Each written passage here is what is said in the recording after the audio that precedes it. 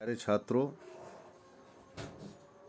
Halo alkane और hello arene की बात कर रहे थे और आपको बताया था कि जो सैचुरेटेड हाइड्रोकार्बन्स हैं, एल्केन्स या एरोमेटिक कंपाउंड्स, उनमें से एक हाइड्रोजन परमाणु का प्रतिस्थापन कर दें एक हैलोजन परमाणु द्वारा, या दो हाइड्रोजन परमाणुओं का या तीन हाइड्रोजन परमाणुओं का प्रतिस्थापन करके हैलोजन परमाणु द्वारा जो व्युत्पन्न प्राप्त होते हैं उनको हमने, अगर वो एल्केन से प्राप्त हुए हैं तो हेलो एल्केन कहलाते हैं, और यदि वो एरोमेटिक कंपाउंड से प्राप्त हुए हैं तो उनको हम हेलो एरीन कहते हैं। आज थोड़ी सी बात करते हैं इनके वर्गीकरण की। वर्गीकरण एक तो ये कि उनमें हैलोजन परमाणु कितने हैं इसके आधार पर किया जाता है। अगर मान लीजिए उसके अंदर एक हैलोजन परमाणु है तो उनको कहते हैं हम मोनो हेलो एल्केन। अगर दो हैलोजन परमाणु है तो उसको कहते हैं हम डाई हेलो एल्केन, और अगर तीन हैलोजन परमाणु हैं तो उनको हम कहेंगे ट्राई हेलो एल्केन। जैसे इसमें XX करके शो किया गया है, इसमें 3 X हैं तो ये ट्राई हेलो एल्केन है। जिसमें एक X है, X फॉर हैलोजन, और हैलोजन का मतलब है X for fluorine, chlorine, bromine या आयोडीन। इन चारों हैलोजन में से कुछ भी हो सकता है। अब एक दूसरी चीज़ कि जो मोनो हेलो एल्केन हैं उनको हम एल्काइल हैलाइड भी बोलते हैं। क्यों? क्योंकि जब एल्केन का जो सामान्य सूत्र था वो था CnH2n + 2,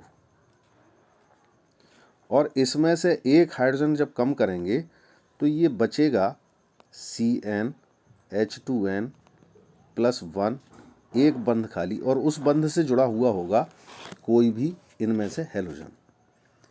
तो ऐसी उपस्थिति में ये वाला जो ग्रुप है इसको हम एल्काइल मूलक कहते हैं। R से शो कर रहे हैं इसको, R सिंगल बॉन्ड, और इस R के साथ में कोई भी जब हैलोजन लगा होगा तो ये कहलाएगा एल्काइल हैलाइड।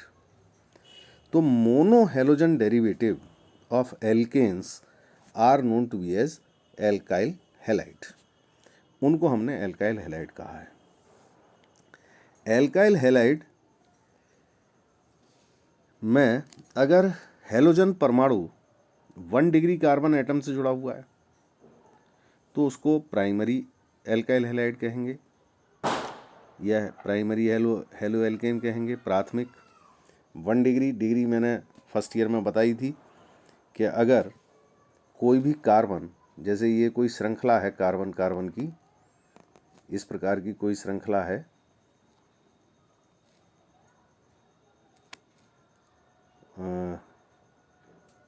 ये भी एक कार्बन यहाँ पर है, और यहाँ पर मान लीजिए कोई एक कार्बन और लगा है, तो जिस कार्बन परमाणु से वो हैलोजन लगा हुआ है उसकी डिग्री कैसे देखेंगे? कोई भी कार्बन जितनी और अन्य कार्बन परमाणुओं से जुड़ा होता है वो उसकी डिग्री कहलाता है। जैसे ये वाला कार्बन देखें तो ये केवल एक तरफ इधर ही तो अन्य कार्बन परमाणुओं से जुड़ा हुआ है, इसलिए दैट इज़ 1 डिग्री। ऐसी दी सेम ये वाले किनारे के जितने हैं वो सब 1 डिग्री हैं, क्योंकि एक ही साइड वो जुड़े हुए हैं इधर उधर। अब ये वाला कार्बन देखें अगर बीच वाला, तो ये वाला कार्बन 3 डिग्री है, इसमें ये कार्बन 3 डिग्री है। और अगर ये टाइप हो, इस टाइप की कोई चेन है, तो ये वाला कार्बन 2 डिग्री है, ये वाले कार्बन 1 डिग्री है। क्योंकि ये वाला कार्बन अगर देखें तो एक तरफ इधर भी जुड़ा हुआ है कार्बन से, दूसरी तरफ इधर भी जुड़ा हुआ है कार्बन से, तो जितनी साइड वो जुड़ा होगा वही उसकी डिग्री कहलाएगी।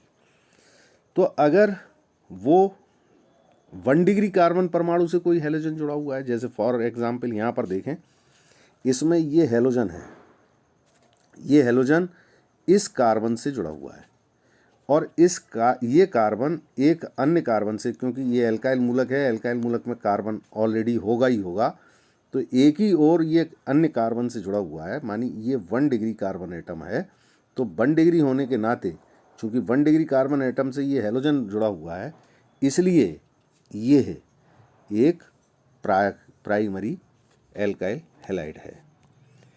अब अगर वो 2 डिग्री कार्बन परमाणु से जुड़ा हुआ है तो वो सेकेंडरी एल्काइल हैलाइड कहलाएगा। लाइक दैट इसमें देखें, इसमें अगर ये हैलोजन परमाणु है और हैलोजन परमाणु इस कार्बन से जुड़ा हुआ है, ये कार्बन इधर भी एक एल्काइल मूलक से जुड़ा है और इधर भी एक एल्काइल मूलक से जुड़ा है, तो ऐसी स्थिति में इसमें भी एक कार्बन होगा, इसमें भी एक कार्बन होगा। तो कार्बन 2 कार्बन से, ये वाला कार्बन 2 कार्बन से जुड़ा हुआ है, इधर भी जुड़ा हुआ है, इधर भी जुड़ा हुआ है, 2 कार्बन से जुड़ा हुआ है, इसलिए ये हुआ 2 डिग्री कार्बन एटम, ये वाला जिससे हैलोजन लगा है। तो इसलिए चूंकि वो 2 डिग्री कार्बन एटम से जुड़ा हुआ है, इसलिए वो सेकेंडरी एल्काइल हैलाइड कहलाएगा। अब यदि वो 3 डिग्री कार्बन परमाणु से जुड़ा है, 3 डिग्री का मतलब 3 साइड, वो जिससे हैलोजन जुड़ा हुआ है वो कार्बन, ये हैलोजन जुड़ा है तो इससे ये कार्बन 3 साइड, इधर भी हैलोजन कार्बन है, इधर भी कार्बन है और इधर भी कार्बन है, तो 3 साइड अन्य कार्बन परमाणु जुड़ा हुआ है, तो इसकी डिग्री हो गई 3 डिग्री। तो 3 डिग्री होने के नाते ये वाला कहलाएगा टर्सरी एल्काइल हैलाइड। तो ये ध्यान रखेंगे आप कि प्राथमिक, सेकेंडरी और टर्सरी एल्काइल हैलाइड इस टाइप से होते हैं। अब अगली चीज़ आती है एलाइलिक हैलाइड। वो यौगिक जिनमें हैलोजन परमाणु डबल बॉन्ड वाले कार्बन के समीपवर्ती उस कार्बन से जुड़ा हो जो sp3 हाइब्रिडाइज्ड है। लाइक दैट ये कंडीशन, जैसे ये CH2 double bond CH single bond CH3, ये था अगर, और इसमें यहाँ यदि इस वाले कार्बन से, यहाँ जो ये वाला कार्बन था आपका, इस वाले कार्बन से कोई हैलोजन जुड़ा हुआ है और एक ये स्थिति हो सकती है कि इस वाले कार्बन से ना जोड़ करके वो इस वाले कार्बन से जुड़े, मानी ये कंडीशन हो CH2 double bond CH single bond CH2 और यहाँ जुड़ा हो इससे X, ये जुड़ा हो इस जगह, तो ऐसी स्थिति में ये वाला कार्बन sp3 हाइब्रिडाइज्ड है। अगर sp3 हाइब्रिडाइज्ड कार्बन से जुड़ा है, डबल बॉन्ड के पास वाले कार्बन से, इस कार्बन से जुड़ा हुआ है जो डबल बॉन्ड के पास वाले कार्बन का है, उससे हैलोजन जुड़ा हुआ है, तो ये कहलाएगा एलाइलिक हैलाइड। और अगर वो डबल बॉन्ड वाले कार्बन से ही जुड़ा हुआ है, जैसे इसमें ये डबल बॉन्ड वाला कार्बन है और इसी से ये हैलोजन जुड़ा हुआ है, तो ये कहलाएगा विनाइलिक हैलाइड, क्योंकि इसमें ये वाला कार्बन sp2 संकृत है। तो sp2 संकृत कार्बन से अगर वो जुड़ा हुआ है तो विनाइलिक, और अगर sp3 कार्बन परमाणु से जुड़ा हुआ है तो एलाइलिक। अब कभी कभी जब बेंजीन रिंग, एरोमेटिक रिंग में देखें तो हर कार्बन, ये बेंजीन रिंग की संरचना आपने पढ़ी है, ये बेंजीन रिंग थी, इसमें डबल बॉन्ड थे ये एकांतर क्रम में, तो यहाँ हर कार्बन परमाणु sp2 संकृत है। sp2 संकृत कार्बन परमाणु से यदि कोई जुड़ा हुआ है यहाँ हैलोजन, तो ये हेलो एरीन या एराइल हैलाइड कहलाएगा। इसको हम बोलेंगे एराइल हैलाइड या हेलो एरीन। लेकिन जो ये इसका बेंजीन का जो अगला मेंबर है वो है टॉलुइन। टोलुइन में यहाँ आ जाता है CH3। तो टोलुइन में अगर एक हाइड्रोजन यहाँ से हटा दें, जो पार्श्व श्रृंखला का हैलोजन है, पार्श्व श्रृंखला का हाइड्रोजन है, उसे हटा करके और हैलोजन जोड़ दें, तो यहाँ पर 3 कंडीशन मिलती हैं हमको, और उन तीनों कंडीशंस के आपको नाम याद रखने हैं। एक तो ये स्थिति आएगी कि यहाँ पर बेंजीन रिंग के अंदर यहाँ CH2 रह जाए, एक हाइड्रोजन हटने के बाद इससे हैलोजन लगा हो, तब ऐसी स्थिति में इसको बोलेंगे बेंजिल। एक दूसरी कंडीशन हो सकती है, और उस दूसरी कंडीशन में ये हो सकता है कि यहाँ ये टोलुइन था और टोलुइन में जो CH3 लगा हुआ था उसके 2 हाइड्रोजन परमाणु हट गए, तो 2 बॉन्ड खाली हो गए और इन दोनों से हैलोजन लग जाए, तब ये कहलाएगा बेंजल। और एक तीसरी स्थिति हो सकती है कि वहाँ साइड चेन के कार्बन से सभी हाइड्रोजन परमाणु हट जाएं, तो ऐसी कंडीशन में यहाँ C बचेगा और 3 बॉन्ड खाली होंगे, इन तीनों से हैलोजन परमाणु जुड़ा हो सकता है, तो ये कहलाएगा बेंजो। यानी ये 3 स्थितियाँ हो सकती हैं, एक बेंजाइल और दूसरा बेंजल और तीसरा बेंजो। तो ये बात क्लियर हो गई। अब एक बात यहीं पर और बताते चलें कि जो हमारे एक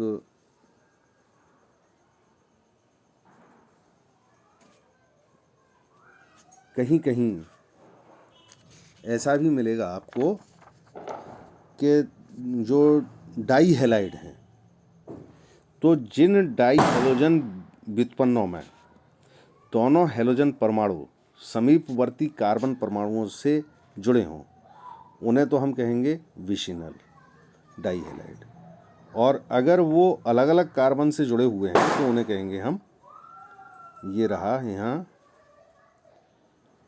दिया नहीं है, बेसिनल और एक जैम डाई हैलाइड। ये 2 प्रकार के डाई हैलाइड हैं।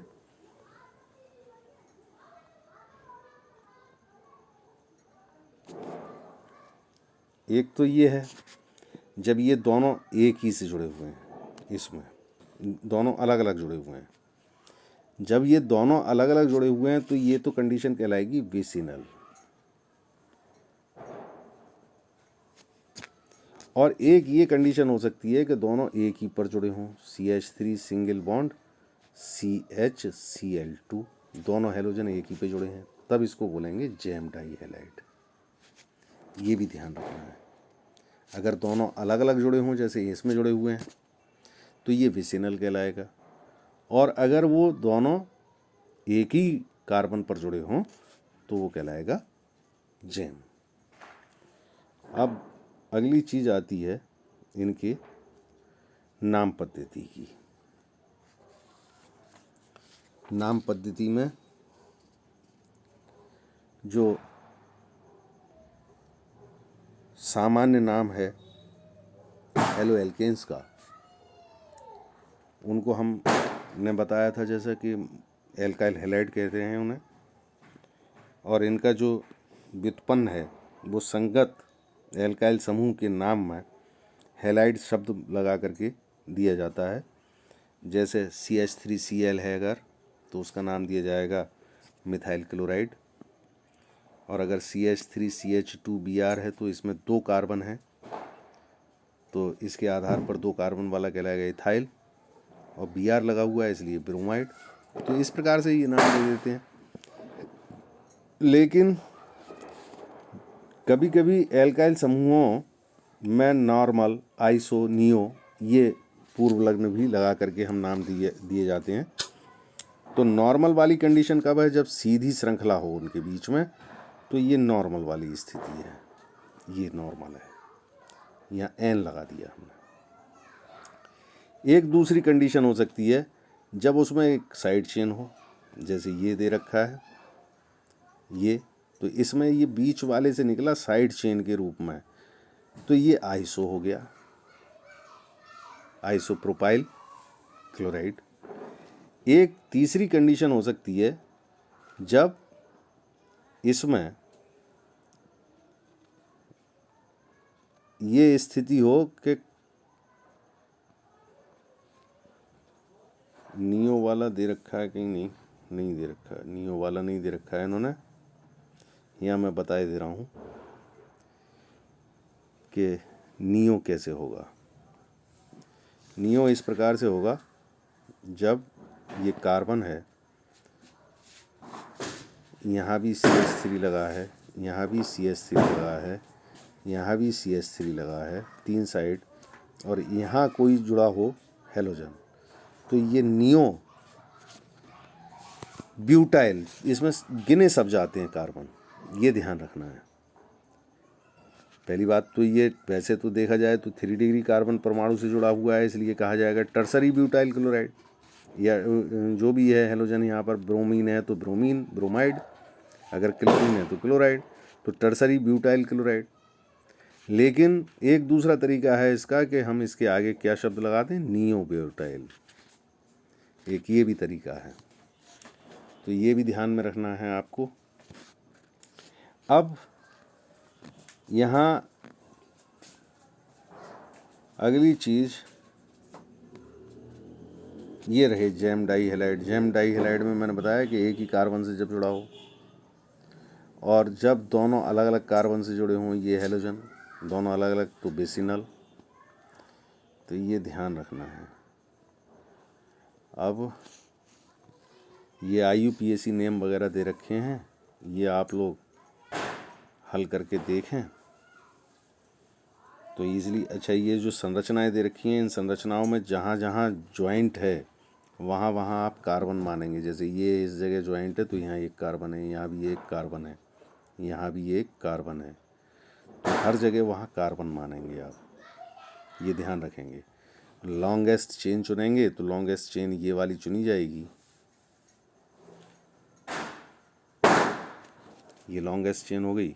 नंबरिंग करेंगे, लॉन्गेस्ट चेन ये वाली नहीं चुनी जाएगी, ये भी इधर भी आ गई, इधर ये पूरी चेन यहाँ तक आ गई, तो 1 2 3 4 5 कार्बन हैं इसके अंदर। अब नंबरिंग उधर से करेंगे जिधर से हेलोजन परमाणु पास में है, तो इसे पहला नंबर हो गया, ये दूसरा हो गया, ये तीसरा हो गया, ये चौथा हो गया, ये 5वां। तो 5 कार्बन का ये सिंगल बॉन्ड है, एक जगह डबल बॉन्ड है।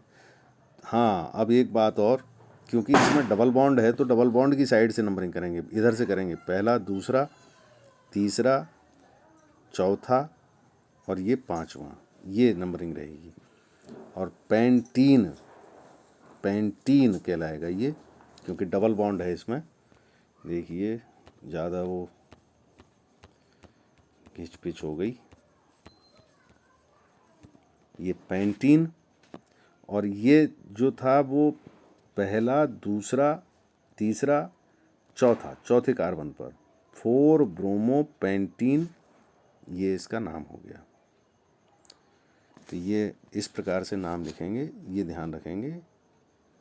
4 ब्रोमो पेंट टूइन भी कह सकते हैं, 2 लगा दिया। तो ऐसे ही ये करके देखेंगे आप। अब बंध की प्रकृति की बात करते हैं। चूंकि जो हेलोजन परमाणु हैं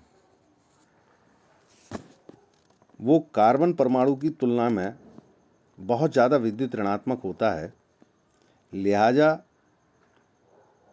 जो कार्बन और हेलोजन के बीच में बना हुआ बंध होता है, वो बंध के जो दोनों इलेक्ट्रॉन हैं वो हल्के से हेलोजन परमाणु के ज़्यादा विद्युत ऋणात्मक होने के कारण वो हेलोजन परमाणु की तरफ को खिसक जाते हैं, जिसकी वजह से हेलोजन परमाणु पर आंशिक ऋण आवेश आ जाता है और कार्बन परमाणु की जो श्रृंखला है पीछे की बची हुई, उस पर आंशिक धन आवेश आ जाता है। तो लिहाजा ये कुछ ध्रुवित हो जाता है इनका अणु। ये दिखाया है इन्होंने, ये जो था, ये जो दोनों इलेक्ट्रॉन थे बंध के, ये दोनों इलेक्ट्रॉन इधर को हल्के से खिसक गए हेलोजन की तरफ को, और हेलोजन की तरफ को खिसक जाने से इस पर आ गया आंशिक ऋणावेश और इस पर आ गया आंशिक धनावेश। लिहाजा ये कैसा हो गया, थोड़ा सा ध्रुवित हो गया। चूंकि आवर्त सारणी में वर्ग में ऊपर से नीचे की ओर जाने पर हेलोजन परमाणु की आकार बढ़ रहा है, इसलिए फ्लोरीन परमाणु सबसे छोटे आकार का और आयोडीन परमाणु सबसे बड़े आकार का होता है। लिहाजा कार्बन हेलोजन बंध की लंबाई कार्बन फ्लोरीन से कार्बन आयोडीन तक बढ़ती जाती है। तो ये ध्यान रखेंगे। अब बनाने की विधियाँ, तो बनाने की विधियों में पहले हम बना रहे हैं इसको हेलो एल्केन से।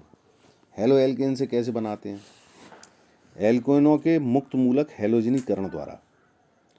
तो ये पढ़ रखा है आपने फर्स्ट ईयर में कि एल्केन्स को सूर्य के प्रकाश या ऊष्मा की उपस्थिति में, क्योंकि मुक्त मूलक क्रिया है, ये फ्री रेडिकल्स बनते हैं, तो उसका हेलोजनीकरण करा देंगे और फलस्वरूप मोनो और पॉली सब्स्टिट्यूटेड हैलाइड्स का एक मिश्रण प्राप्त होगा।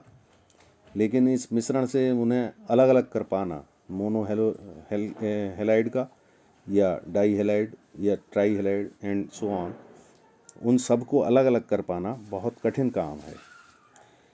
अगर एल्केन के साथ हेलोजन की एक उचित मात्रा का प्रयोग किया जाए तो क्रिया को मोनो हेलोजनीकरण पर रोकना संभव होता है। चूँकि ये विधि प्रयोगशाला के अंदर ज़्यादा उपयोगी नहीं है, इस विधि का उपयोग क्लोरीनीकृत मीथेन के औद्योगिक निर्माण में किया जाता है। अच्छा, दूसरी बात ये कि जो एल्केनों का आयोडीनेशन है वो एक रिवर्सिबल रिएक्शन है। यानी आयोडीन से अगर क्रिया कराएंगे आप ऊष्मा की उपस्थिति में या सूर्य के प्रकाश की उपस्थिति में, तो वो उत्क्रमणीय क्रिया है, क्योंकि उस क्रिया में HI बनता है और HI एक प्रबल अपचायक होता है। इसलिए वो जो बना एल्काइल हैलाइड है उसका अपचयन करके पुनः उसको एल्केन में बदल देता है। इसलिए एल्केन और एल्काइल हैलाइड में एक रिवर्सिबल रिएक्शन होने के नाते वहाँ एक इक्विलिब्रियम बन जाएगा, और इस इक्विलिब्रियम को हम आगे की दिशा में विस्थापित करने के लिए वहाँ ये क्रिया कुछ आक्सीकारकों द्वारा होगी, और वो आक्सीकारक के रूप में हम सांद्र HNO3 या HiO3 जैसे कुछ एसिड्स ले लेते हैं जो बने हुए HI का आयोडीन में ऑक्सीकरण कर देते हैं और क्रिया टूवर्ड्स वन डायरेक्शन चलने लगती है। जहाँ तक फ्लोरीनीकरण का सवाल है, यानी एल्केन को अगर फ्लोरीन के साथ में क्रिया कराएं तो विस्फोट होता है, एक्सप्लोसिव रिएक्शन है, जिससे उच्च एल्केनों में बंध का विदलन हो जाता है। इसलिए एल्काइल फ्लोराइड का निर्माण भी अप्रत्यक्ष विधियों द्वारा तो किया जाता है, और उसे करने के लिए हम विशेष रूप से क्लोरो कंपाउंड ले लेते हैं। एल्केन के एल्केन ले लिए और क्लोरो एल्केन ले करके उनको मर्क्यूरस फ्लोराइड के साथ में हीट या सूर्य के प्रकाश में उनको अभिकृत करा दिया। तो ऊष्मा या प्रकाश की उपस्थिति में जो एल्केनों का हेलोजनीकरण है वो मुक्त मूलक क्रिया विधि द्वारा संपन्न होता है। फ्लोरीन एल्केन के साथ में विस्फोटक तीव्रता से क्रिया करती है, क्लोरीन शीघ्रता से क्रिया करती है, लेकिन ब्रोमीन धीमी गति से क्रिया करती है। आयोडीन की क्रिया उत्क्रमणीय होती है। ये सब बातें ध्यान रखनी हैं आपको, तो ये इनमें विशेष था। इसके बाद एल्कीन का इलेक्ट्रोफिलिक एडिशन रिएक्शन। एल्कीन को हेलोजन एसिड के साथ में रिएक्ट करा दें। जब एल्कीन हेलोजन एसिड के साथ में रिएक्ट करती है तो हाइड्रोजन एक स्थान पर जुड़ेगी। हेलोजन एसिड में हाइड्रोजन होती है हेलोजन के साथ में। ये हेलोजन एसिड हैं सब के सब, HBr, HF, HI, HCl, ये all are known to be as halogen acid. इनमें से जो एल्केन बनाना है उसको हम एल्कीन के साथ करा देंगे क्रिया, डबल बॉन्ड वाले साथ क्रिया करा देंगे। तो डबल बॉन्ड वाले के साथ में जब क्रिया कराओगे तो क्रिया होगी मार्कोनिकॉफ रूल के अकॉर्डिंग। मार्कोनिकॉफ का नियम क्या है? उसमें ये है कि जुड़ने वाले अणु का ऋण भाग उस कार्बन परमाणु से जुड़ता है। जैसे सपोज करिए ये CH2 डबल बॉन्ड CH2 ये एक एल्कीन था, या CH2 CH single bond CH3 ये था, और इसको HBr से रिएक्ट कराया, तो हाइड्रोजन कहाँ जुड़ेगा, ब्रोमीन कहाँ जुड़ेगा, ये विशेष बात है यहाँ। तो ये मार्कोनिकॉफ का नियम बताता है, और वो मार्कोनिकॉफ का नियम ये कहता है कि जुड़ने वाले अणु का ऋण भाग, जो ऋण भाग है मानी ब्रोमीन हेलोजन वाला हिस्सा, वो उस कार्बन परमाणु से जुड़ता है। डबल बॉन्ड वाले दो कार्बन हैं, एक ये और एक ये, तो इन दोनों में से कहाँ वो ब्रोमीन जुड़ेगा, इस बात को मार्कोनिकॉफ का नियम बता रहा है कि ब्रोमीन उस कार्बन से जुड़ेगा जिस पर हाइड्रोजन परमाणुओं की संख्या न्यूनतम है, अर्थात ब्रोमीन यहाँ जुड़ेगा और हाइड्रोजन यहाँ जुड़ेगा। तो ऐसी कंडीशन में ये बन जाएगा CH3, यहाँ रह जाएगा सिंगल बॉन्ड CH और इससे ब्रोमीन जुड़ गया और बाकी CH3, तो ये बन जाएगा।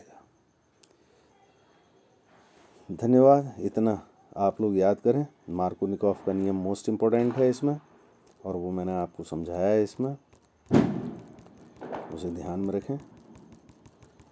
बाकी कल बताते हैं।